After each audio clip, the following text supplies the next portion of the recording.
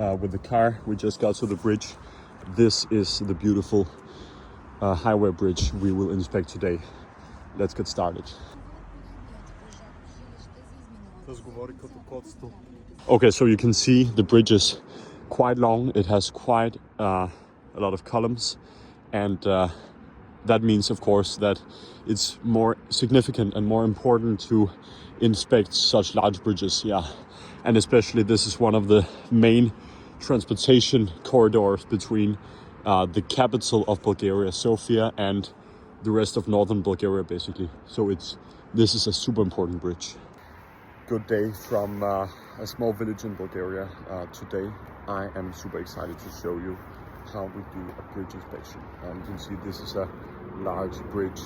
I think it was 600 meters long, which is very good, and it's high, which means that it can be complicated to inspect right under the bridge. So that's why we have the drone with us, and we'll try to do a very accurate inspection, collect some photos. So I'll guide you through the process.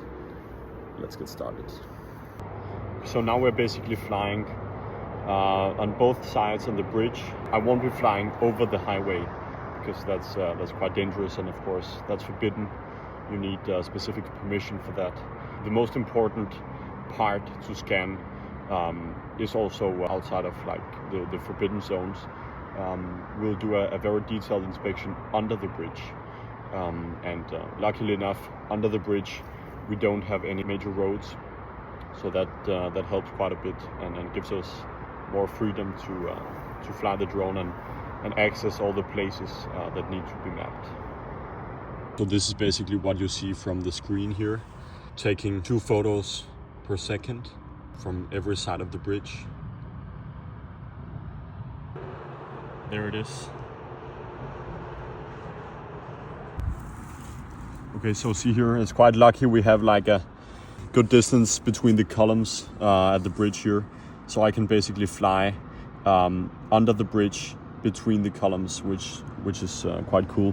So now I'm taking 2 images a second, and I really hope that this helps make the 3D model eventually much more precise.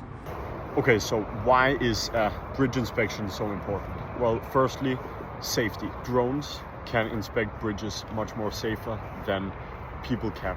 So typically you need to hire a special truck, block one of the lanes on the highway, and hire this truck, which can then lower the people and they can see under the bridge.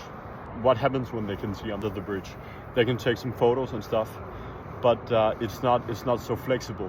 While the drone, I stand here at the safe distance, and here's the bridge. I just send the drone over to the bridge, and the drone does all the dangerous job.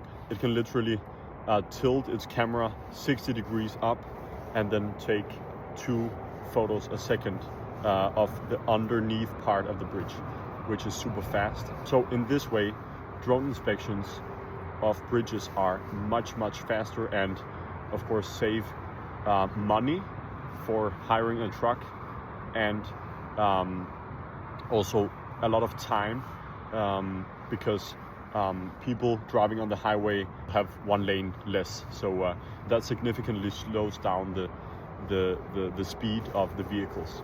So in many ways, drone inspections of bridges are much more effective. So when I come home, I'll just throw all the images into a software and create a 3D model. After that, this 3D model can be shared with everybody online. So this makes it a super powerful asset that can be shared between like engineers, construction companies, and also government for restoration purposes and stuff. It makes drone inspection a very easy format to share to stakeholders.